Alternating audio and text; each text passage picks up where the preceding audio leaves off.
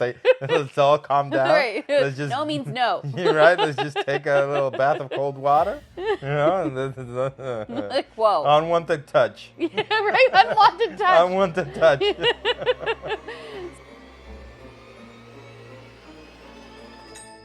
Hi, I'm Caitlin. And I'm Charlie. And this is Little Milo. Little Milo here, that he just wants all the pets, as always. Welcome to Outsmarting the Shadows, where we help you survive horror movies. That we do, surviving horror movies. So today we went so far back that we actually made it to some of the first creature features. Right? Was it a creature feature? No. However, this was a movie that had one of the starring roles for Boris Karloff, who 1 year prior, in 1931, he played Frankenstein's monster. Oh, there you go. We're talking about the movie called The Old Dark House from 1932. 1932. Yes. So we watched this movie and... I didn't think it was a horror movie. I mean, maybe it was a horror movie for the time, but I just found it to be more of a comedy than anything else. It's very... I think it's unfair to compare a horror movie from the 1930s to the horror movies of the 2020s. Right. Could you imagine somebody who gets scared watching this movie? You just take him out of time and sit him down to watch, I don't know, Evil Dead Rise. You know what's or interesting? Or Talk to Me. Yeah, I mean, they would not be able to handle it. They would have a heart attack. Yeah, I mean, especially if they hadn't seen any progression. So there was a character in this movie who, her name was Perkins. Mm-hmm. The actress's name is Lillian Bond. Okay. And she was born in 1908. Okay. And she died in 1991. Oh, wow. She lived. She lived for quite some time. Yeah. So can you imagine if you see, let's say she was a fan of horror movies. Right. If she saw horror movies from the 1930s at least, all the way up through the 1990s. Yeah. I wonder if then it wouldn't seem like such a stark contrast because you're seeing the gradual progression of violence and But this blood. movie is the prime example of how the audience has been desensitized. Yes. Just take anybody who watched this movie at that time and sit them down to see the Terrifier. Right? They would just lose it. They would have a heart attack. They would have an aneurysm. Yeah, something would happen. Yeah. They wouldn't be able to handle it. They wouldn't know what they were watching. Right? They would be scarred for life. For life. It would be like you know, if like us watching actual footage of war. Right? Yeah, and even then, I think it would be more of shock because this movie is just, the 30s were wild. The 1930s were wild. We have to say spoiler warnings on this because there's a high probability that you have not seen this movie. High probability. Now, personally, I highly recommend, if you are a fan of any genre, I think, and you're like a true fan, like not like, oh, I like movies sort of, but you don't really love movies. Yeah. If you love movies, I think it is your duty to watch some of the first films that were ever created and sort of appreciate, even if you don't like them all that much, appreciate where that genre came from. Right? Nobody that's alive that is listening / watching this podcast was alive when this movie aired. Right. There's no one. Even if they got born that year, highly doubtful that they're still alive. Yeah, if you were born in 1932, you would be in your 80s, 90s. Right. Wait, wasn't Patrick Stewart? Didn't he get born? No, he was born in 1940 something. I think so. I don't remember. Yeah. So not even he was alive. Yeah, not even he was alive. Something. So I don't know. My grandmother's turning 94 in like 4 days. Maybe you should ask her. Hey, did you watch this movie? Yeah. When you were 5 years old? I'll see if maybe she's up on it. It was born in what, 1925? I don't know.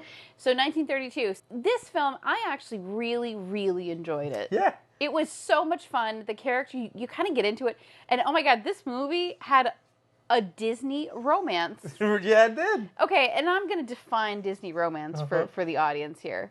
A Disney romance is a couple that in the span of the first, I don't know, 30 minutes of the film, love at first sight. meet, have a couple of interactions, and then either are secretly or totally in love with each other. And by the end of the movie, they're getting married. Right. Like, this movie... This movie has it all. This is where Disney came from. Right? This was the golden standard for romance. Like... I mean, I think Disney was around this time, right? I don't remember when this Disney started. I'm not sure. I've written down the characters here for us so that we can make sure that we get everybody straight. Oh, no, it's the crazy one, Saul. So the other thing is, our audience has to survive this movie. I mean, it's pretty easy. Surviving this movie is not... First of all, in this movie, you just encounter stuff that aren't a thing today. Let's set the stage because I would love for people to enjoy this movie without having to have watched it. Enjoy our podcast without having to have watched the movie. Yeah. So we don't need to go through every scene of the movie. I'm going to set the stage for you. There's 5 people that arrive off of a thunderstorm that they've encountered while driving basically a Model T car through the mountains. Yeah. They're getting soaked. But they focus a lot of time on the car. The movie is not that long. The movie is like an hour, 10 minutes. Yeah. And a big chunk in the beginning is them riding that car. Them riding in like this Model T. This is a thing that is not a thing today unless you're driving a beat down car, and even then, like it only has a top. It has it's a cloth top car. Cloth top. It has no side windows, just a front window. Everybody's getting soaked inside. It's like it's raining. They might as well have a convertible. Right? So it's basically, imagine you're driving a convertible through the mountains in a thunderstorm. That's basically the level of danger that these people are in. Yes. And there's water everywhere. The car is getting stuck. I mean, thank God they were old school wheels that were, 32 inches tall. Made out of wood. Because otherwise, if it was a regular wheel, it would have gotten stuck 17 times. Yeah. So, a really, really large diameter wheel that can go over anything. Exactly. So there's 3 people in this car. One of them, his name is Pendrell. The other girl, her name is Margaret, and it's her husband, who no one cares about. Right. Like, I found it funny that there was a lot of scenes with the car where it's the actual car, and at some point they had to do a reshoot or something. Yeah. And then somebody said, let's just do a little model. Right. And you can see it turned into like a little model. It was a model? I mean, it looked like a little model. I was like, at first I was like, yeah, it's a model. And then I kept watching. I was like, is it a model? I would love to know some of the practical ways that they shot these kinds of things, because the background of that model was superb. Yeah, I mean, it's just a little rain. They probably worked with the frame rate on the cameras. Was that a thing? That's the thing. I don't know. I have no idea. So I don't know anything about cinematography in the 30s. Know. I wish I could do a VFX of the 1930s movies and just remember they did one in Corridor Crew. They did one of Charlie Chaplin's stunt scenes. Yes. That he just actually did it. Yeah, but that wasn't Charlie Chaplin. It was Buster Keaton. Buster Keaton. Yeah, it was Buster Keaton. It was Buster Keaton. Like some of that stuff is impressive. Wild. So okay, just crazy. So for us, survival. Survival. That means we are the characters. Okay. So 5 characters. We'll tell you their names as we go. They're through the mountains. They had no choice. They have no cell phones. They have nothing. Right. It's before the age of anything. A huge mountain, like landslide behind them. So they have to stop in this old rickety stone mansion, basically. Right. It is a mansion. And they'd basically they'd knock on the door, and you had no choice. You just became friends with your strangers and hope they weren't murderers. Right. And then they came in, and immediately you're greeted by very hostile people in this house who are like, I guess come in, but don't bring your bags in, and there are no beds. There are no beds. Yeah. And then I like that there's this, you see, like, he's kind of like the waiter, right? His name is Morgan. Morgan, the help, and they just go, oh, he's dumb. Right? He's just dumb. He's dumb. Which, there was an unfortunate piece of history in the movies, and just in general in society, where we did not respect the intelligence or the individual humanization of people who had disabilities. Yes, and this time he was just dumb. He was just dumb, and it was wild. awful. So Morgan is they're just their help. Mm-hmm. And it's these two elderly people who are just really mean. I'm guessing Morgan is the actor that played.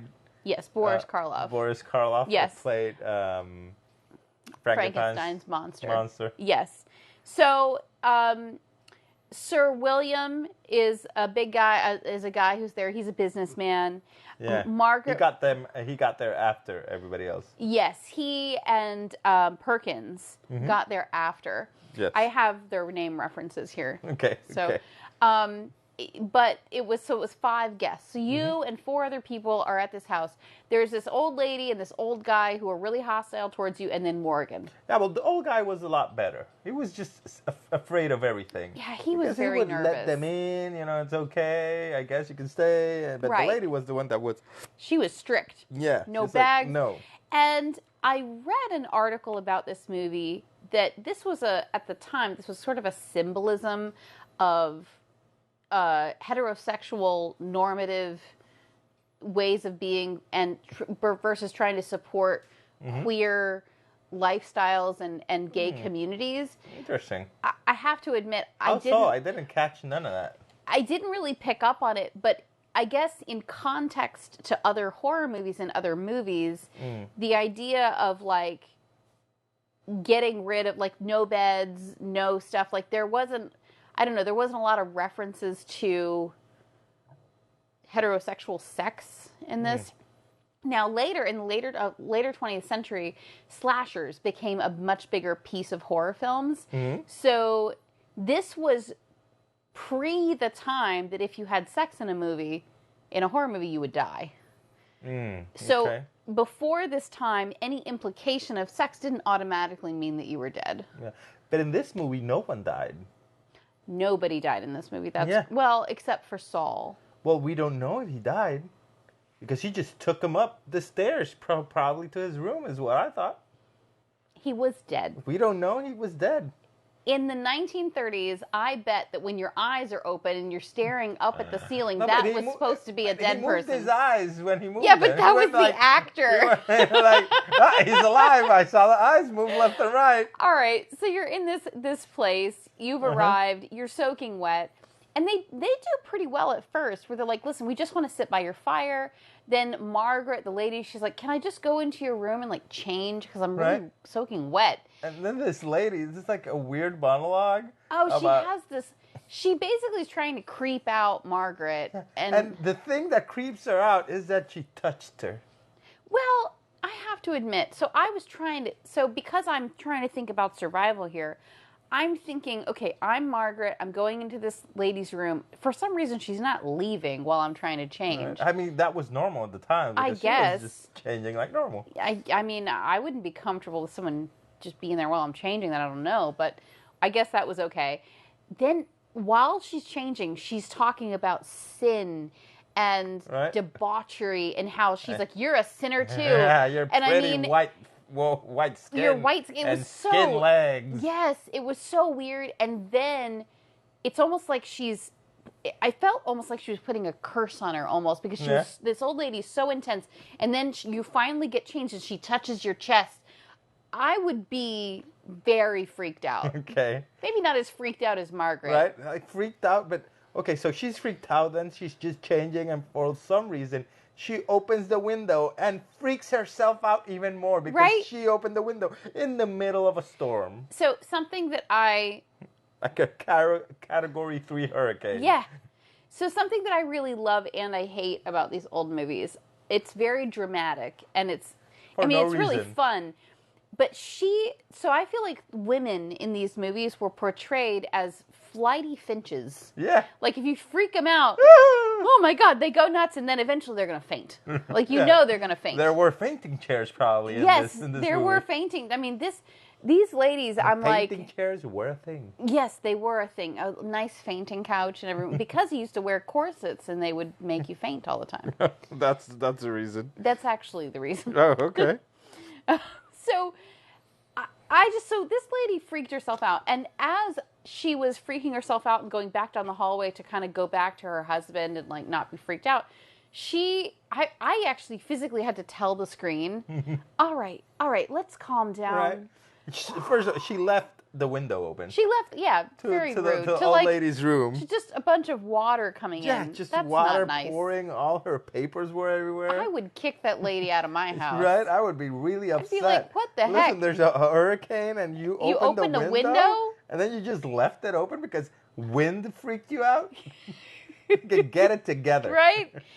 So, don't be like Margaret. Right. Just calm down, okay? If an old lady gives you a creepy monologue, you all need to just stay together by the fire. Don't ask questions. Don't ask for anything. Which, after that, they were all doing because he said, oh, we've been sitting here for a couple of hours. For hours. Well, they have a really nice dinner. Oh, right. That oh, was my before God. This. They had some, roast beef? It was like roast beef or roast ham. Right. And potatoes. Potatoes, like, really nice have potatoes. Have a potato. Pickled onions, which is like adds a nice tanginess to the whole thing. Bread. Really gorgeous, big loaf of bread. Oh, and by the way, it looks like the actress that was doing the old crazy lady. She was eating. She was hungry. This wasn't like normal movies where the food is just there, nobody touches it. No, she was like, she was going to town, chomping down on this food. Oh, this actress didn't eat anything that day. Right? She is hungry. And they had one take. Yeah, one take. Back then, one take. One take wonders. That was it. That was all it took. Just one take, and you're done. So they end up warning them that if Morgan gets drunk, Morgan is very violent and dangerous. Right. Which Morgan is the dumb one, as I quote. Morgan, let's just say Morgan is Boris Karloff. Yeah, Boris Karloff. Morgan, which they never explained the scar on his face. Well, they freshly made scar. They did later, sort of by saying that he is the only defense they have against their other brother Saul. So the assumption is that he's been in fights with this other guy. Yeah, unless he gets drunk. Unless he gets drunk, in which case he lets him out, and they're friends, I guess. Right. Who knows what their relationship is? So it's interesting to me that this trouble is caused because they wanted a lamp. Right? Yeah, because of a lamp. Why did you don't need a lamp. You don't need no lamp. You have a fire. You're going to be sleeping there. By the way, there's a fire. There's a fireplace in every single room in this mansion. Yes, because it's an old school house. It probably doesn't have central AC or heating at all. It had nothing. There was nothing. It barely had electricity. Okay, so far, survival basically is you hunker down and you guys sleep in shifts until you have the ability to leave. That is it. Until it's daytime. Yeah. If you did that, you would have been fine. Yeah. You probably would have had to deal with Morgan once, but you all would have dealt with him together. Right. And at one point, they start to deal with him, but it's like, fighting wasn't a thing? I do not understand what was happening at that time. So they were kind of like holding each other and moving around. It was a wrestling match between four people trying to get one of the four people into a room. With people who don't know nothing about wrestling. It was very strange. Yeah, they didn't know how to throw a punch or just grab someone. Yeah, I mean, here's the thing, though. Most people don't know anything about how to actually restrain someone and then move them to another location. Especially in that time, there wasn't grappling, there wasn't boxing. No one even saw it. You know, fighting in general was some concept. You know, they didn't really. Nowadays, there's a million different ways that one could at least know the basics. Know the basics of restraining how to restrain someone, right? Yeah. Yeah. I'm going to tell the story really quick. I used to work security. Okay. And you don't strike me like the security type of person. You know that I used to work security. Yeah, but you don't strike me as a bouncer type of person. That's what I mean. Wasn't a bouncer. I was security. This is great security. And they taught us holds. You know, how to restrain someone, how to move people. There's no way that any of that would be taught now in 1930s. Okay. Like, what would they teach them? I don't know, but not just waddle around. Also, interestingly enough, Boris Karloff is only 5'10". Really? Yes. Was he on stilts? In the movie Frankenstein, his character was anywhere from 6'2" to 6'4" because He had platform shoes, and he had a headpiece on that gave him another inch. So they made him a lot bigger than he actually was. What about in this movie? In this movie, they just shot him in weird angles that made him look bigger, and he wore stilts. Yeah, because when he was next to them, they looked smaller. Yes. You know what I think was... Here I think was really funny. So, Pendrell and Perkins are my favorite characters in this. Yes.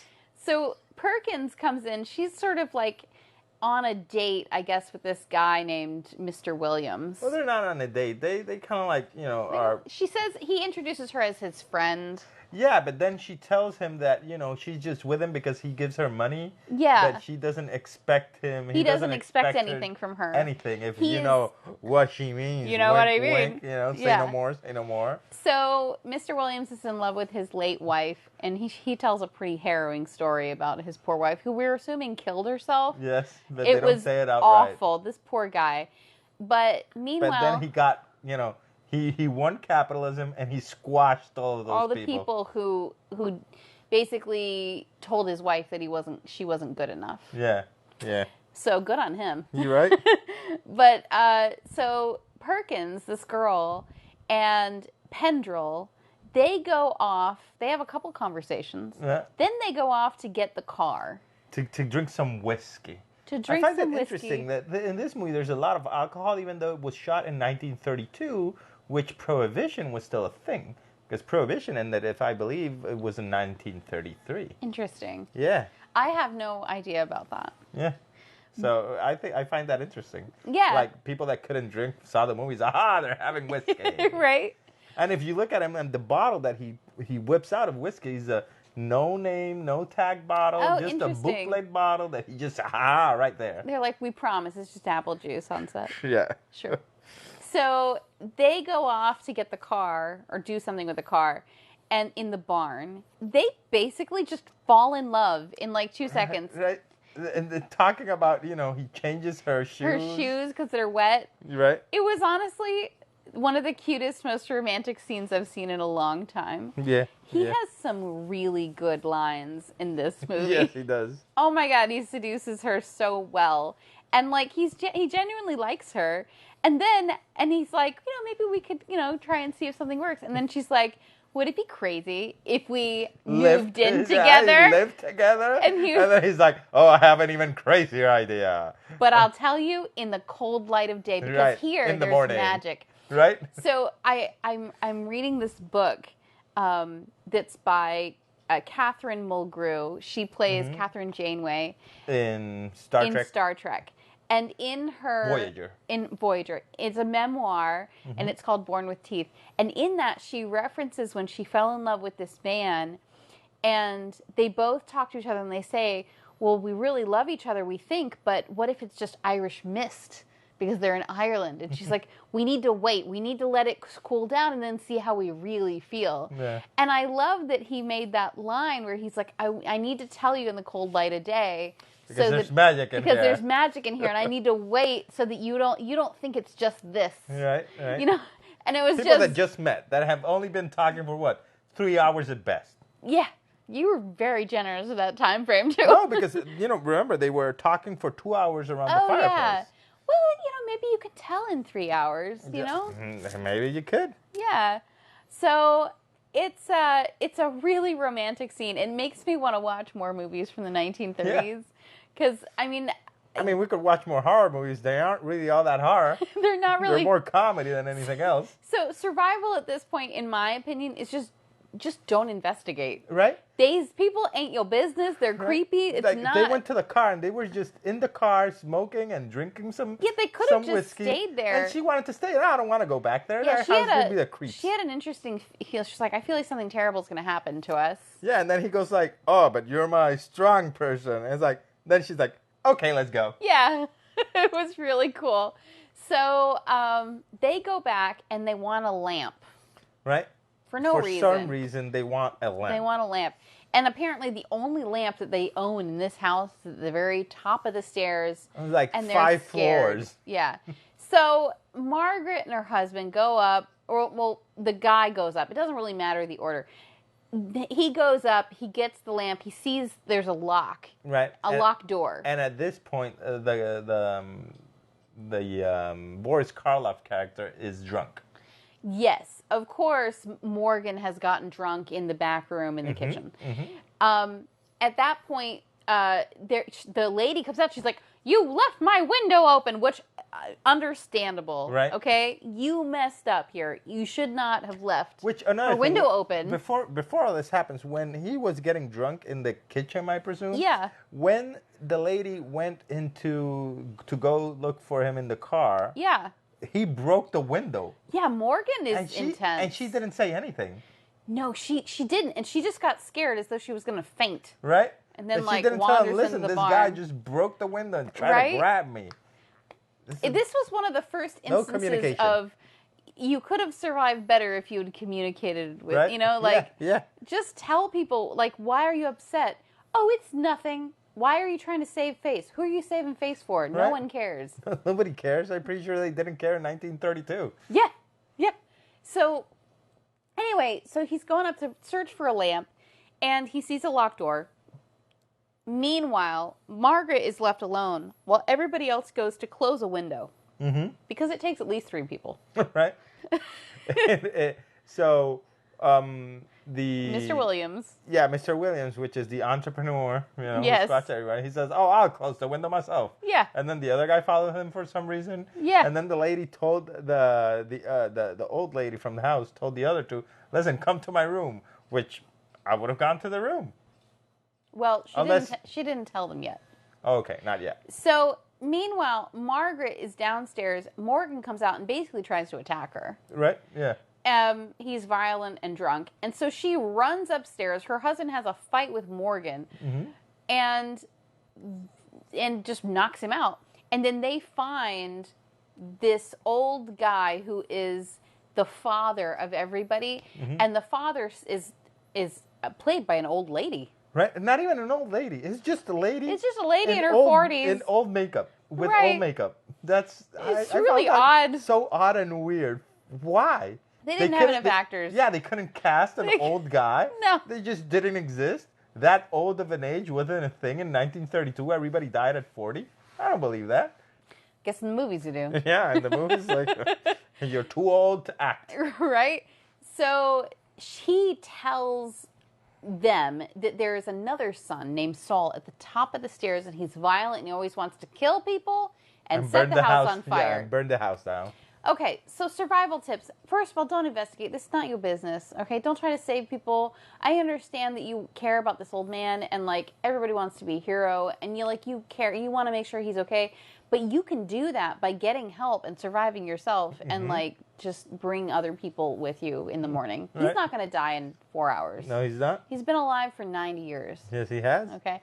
So instead of ignoring that information, they go back downstairs, start talking about it. Morgan wakes up. He's pissed off that everybody's hurt him.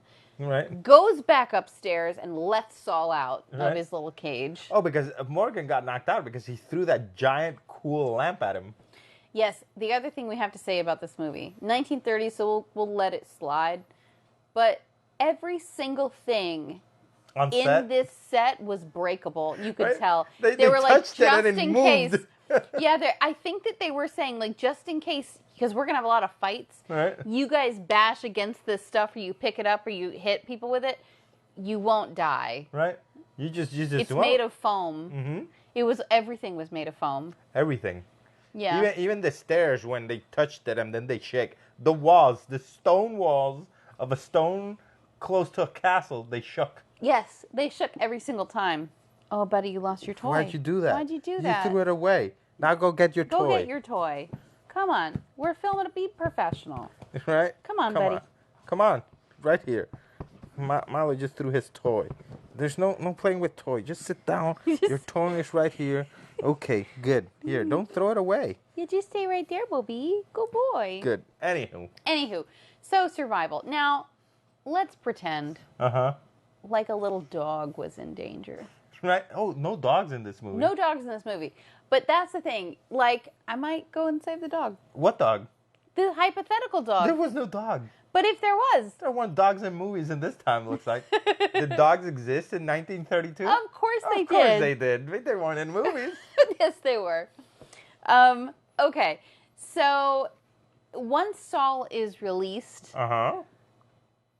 shit hits the fan. Right? But then, see, they built him up so much that you think it's going to be a deformed, like, you know, Phantom of the Opera type stuff, you like think. a huge You're like, creature. oh my God, because, Saul. See, you gotta understand. We're watching this from current movie watching trends. Yeah. Where you think, oh, the creature is gonna be, like it's inside us, like that movie where the creature was, you know, horrid. All these movies where it's just a nasty, you know. The Creeps from the night from 1980. Yeah, you think the worst. Yeah, the creatures are gonna be nasty. No, then when he comes to, it just is this little, tiny little old man. Old man. It's like, that's the evil guy, just a tiny little old man. Now Boris Karloff's looked a lot more dangerous than that. However, I will say he did get a lot creepier and more dangerous with time. Like his acting was actually pretty good. Yeah, he was like, oh, you know, help me, and then he would change. Right. Like, okay. You could tell, like, oh, he's not okay. Mm-hmm. The ladies get shoved into a closet for some reason in order to protect them. I personally feel that 3 is better against 1 but than they're women. 1. At this time, women are worthless for fighting. It looks like they need to be protected, which is what he was doing. It's very true. So I didn't really agree with that, obviously, but because it puts him in more danger, it puts them all in more danger. Because like let's say he got this giant 6-inch knife. Yeah, the bad guy Saul picks up this 6-inch knife off of the floor that they used to cut the meat? Yes, they used it to cut the meat. And he just goes after my favorite character. Mm-hmm. Yeah, because then he goes up and then he tries to burn everything. And then this guy just goes up and tries to stop him. Pendrell gets, like, beat up a lot. Mm-hmm. So at first, Pendrell has a knife thrown right at his head. Which missed. Then he grabbed the knife and he just went like the. He gets the knife thrown at him and he misses, and then he grabs it and he just throws it away. Yeah, and then he just kind of like flings it at him. He doesn't protect it. It's like they didn't know what to do back then. I know. They didn't understand the dynamics of like action, like because then all he does is Saul picks up a fake chair. Yeah. That breaks in his hand. Before he hits him. And it falls apart. Now, if it was a real chair, that would have hurt quite a bit. Mm-hmm. So and then he gets knocked out. He is done. Yeah. So he wakes up. He's clearly injured. He goes upstairs while Saul's trying to light the curtains on fire, and he fights him again. Mm-hmm. They fight.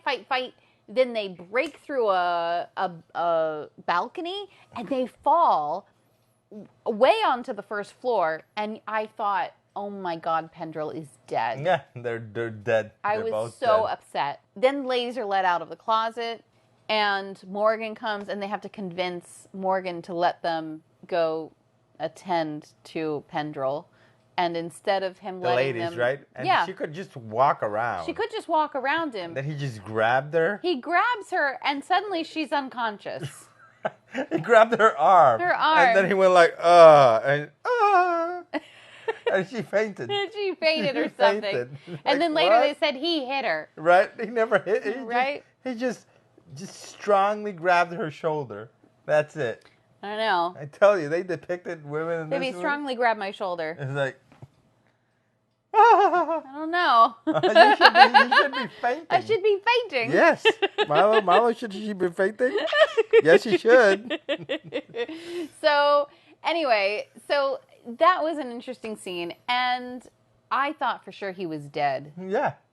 I mean, the other guy, clearly, according to you, was dead. I thought he was alive because he moved his eyes.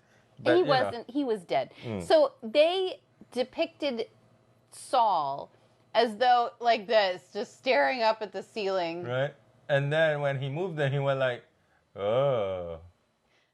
He moved his eyes. He went like, So the character was "Oh." supposed to be dead. The character was supposed to be dead. I mean, that would have been a reshoot, but I guess, you're just shooting on film. You can't really see it, I think, right there. Right there. Yeah, you You would gotta have to go to the film, watch it, and then, we have to develop the reshoot film, this, yeah. and then they have to do the whole set. So there's no reshooting. No, there's no probably. reshooting. I mean, I could be talking out of my ass. I know nothing about shooting a movie in 1932. Yes. If you know about shooting a movie in 1932, Let leave us a comment know. down below. Yeah.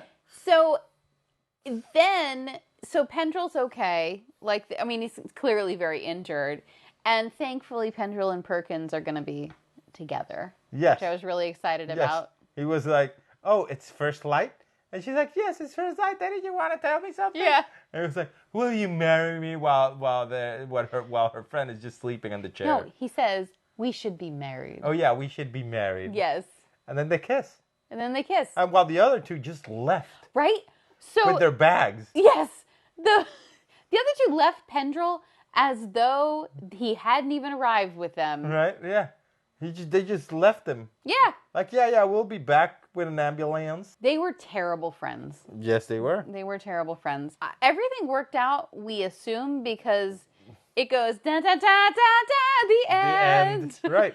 And it's like... done. And everybody survived. Nobody died. The bad guy, I think, died, but we're not 100% sure. We don't know what happened to the old guy that was sleeping. Basically, this entire movie was everybody should have more societally structured mental health services. Yeah. Like, don't just lock up people in... Just because they're dumb. Yeah, just... that was their definition. Right? He's dumb. They just had two people in their family that needed mental health services, and nobody got no help at all. Yeah, that's it. That was it. That was it. Yeah, they did at The Kennedy. End. Yeah, but hopefully without the lobotomy. Right. Which is even more fucked up. Yes. So, I would love to hear if anyone has seen this movie and you love it. All right. I would love to hear if you've seen this movie and you hate it. I think it was a movie from 1932. I quite enjoyed it. I love old movies. Comedy, I would say, was more comedy than horror. Yes. At no point was I even remotely close to scared. There was not a single moment of fear in this movie. Right? But here's what I love about this movie, and pretty much all movies from this time. In these films, they hadn't quite perfected the art of storytelling to the point where, like, you didn't get the emotion. There's not a lot of music, not a lot of sound effects. No real close-ups of, like, what's the subject of what we're talking about. Not a lot of sound engineering. Right. There's not a lot of, even, like, the old lady when she's giving that supposedly horrifying speech to Margaret. I can picture in my head how that would go if it was shot today. Something that truly just penetrated into the character, and there would be different kinds of imagery and scene, and like you would see her getting more and more anxious. The music would swell. It would be this whole thing.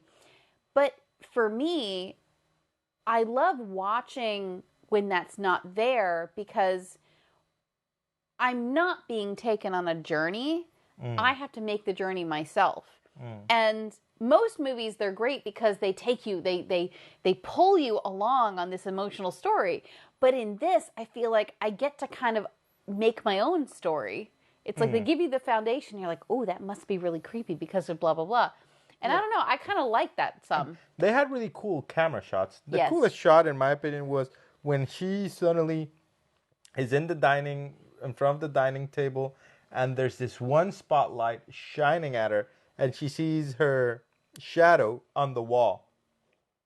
Yeah. Then she starts playing with the shadow, and all of a sudden, the old lady's shadow comes from the side. So that was pretty out of nowhere. Pretty cool coordination at the time about, okay, actress, you need to be here, you need to keep moving, because that was one continuous shot. There wasn't any cut. Right. She was playing, then she went off camera. You could only see the shadows, and then all of a sudden, from her shadow, the old lady's shadow comes out and then touches her at the same place, and she freaks out. Yeah, it was really interesting. So I think that was the coolest shot in this movie. It was really cool. That was like the first hint of what movies would become. Yeah. And what horror would become. Right. you know? But not scary at all.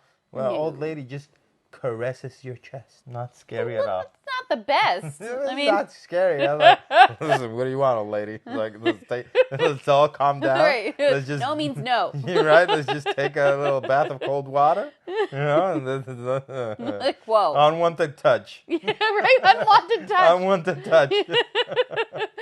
So, tell us what you thought about this movie. Yes. We would love to hear your opinions.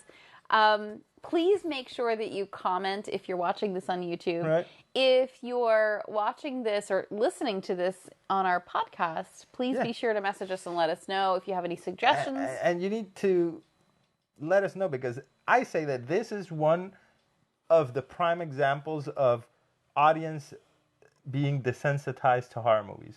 Because you watch this movie, somebody who watches horror movies now and watches this movie, they just won't be scared. There's just no way that this movie will scare anyone, not even like a 5-year-old. I was about to mention that. So, what if you showed this movie to a child? Yeah, but, I mean, children see horror movies all the time. Do they? Didn't Alien come out in 1986? I distinctly remember Aliens, the plural version, which is the second one. I distinctly remember going to see that in theaters. So what was I? I mean, in 86, I was 2 years old, so probably not. You saw it later. Yeah. Well, I was pretty young. My point is, whether they've seen horror movies or not, I wonder how this movie would land with children. Right. Maybe the face of Boris Karloff, which is because it was kind of creepy and they zoom in on it a lot. But other than that, I don't know. That would be... So if you have a young child, let him watch this movie and let us know in the comments down below if he gets scared. He or she gets scared. As guinea pigs. Emotional damage. Yeah, for this random YouTube podcast / YouTube channel. Test your parenting skills. Yeah, show your children. And help us. And let us know. Let us know. And give us a comment. And then right after that, you show them Evil Dead Rise.